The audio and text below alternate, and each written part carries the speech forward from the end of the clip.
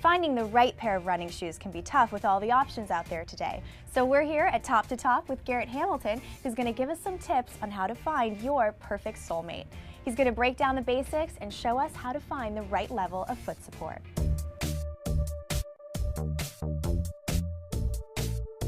Obviously, the shape of your foot matters, but when faced with a wall of shoe options, what's the most important thing to look for? We can look at a couple of different shapes of shoes. First of all, if you have a wider foot, you're going to be looking at Asics, Mizuno, and Saucony. For feet that run narrower all the way through, we're looking at Nike, New Balance, and Brooks. We hear the word pronate a lot when referring to running. What exactly does that mean? Well, to pronate means after we strike, when our full foot becomes flat from heel to forefoot touching the ground. Most people, about 90% of the population, actually overpronate. So if we look at this rocking motion here with your ankle and your arches collapsing, tells me that you do have some overpronation going on. We do want a moderate stability shoe just to lift you to this neutral position here. So does overpronation itself cause injury? It can, but by finding the proper running shoe out there, we can all fix our type of overpronation. We all overpronate at different degrees. When dealing with a running shoe, you've got three different types. You've got neutral, stability, and motion control. Stability shoe is going to have a medium amount of support right here in the midsole of the shoe. It's a grayer tint that tells you that it has a more dense material to stop pronation. Neutral meaning it has no pronation support at all. Motion control meaning it has the most amount of support.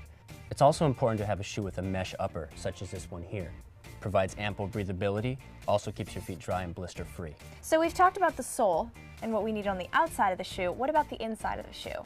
The inside of the shoe is always going to come with a manufacturer insert. Don't be fooled by feeling the insert and believing that you might need more cushioning. This insert that comes with the shoe is the best possible insert for this shoe. Now, is that because all the cushioning and support you get should be from the sole? That's exactly correct, in the midsole of the shoe right here. All right, so let's get me fitted. Although a runner might know their shoe size, we always want to go ahead and size the runner each time they are fitted for shoes. Feet can change over time. Why do we want to size a runner a half size up? We always want to make sure that there's ample room in the forefoot so the runner has enough room for their foot to expand. Okay. We do not want their foot to be touching the forefoot of the shoe, causing blisters.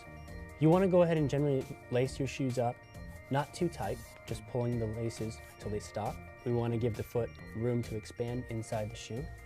Make sure your feet are not slipping out in any way, that there are not any hot spots, basically any areas of the shoe that are irritating your feet.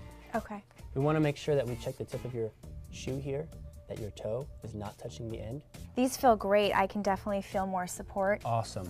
Less pronation. My ankles feel really good. I mean, I think it's safe to say that finding the right running shoe is definitely an investment, but it's worth it. So you want to splurge on something with the right level of support, regardless of color, style, or brand. Happy running, and see you next time on Fit Sugar TV.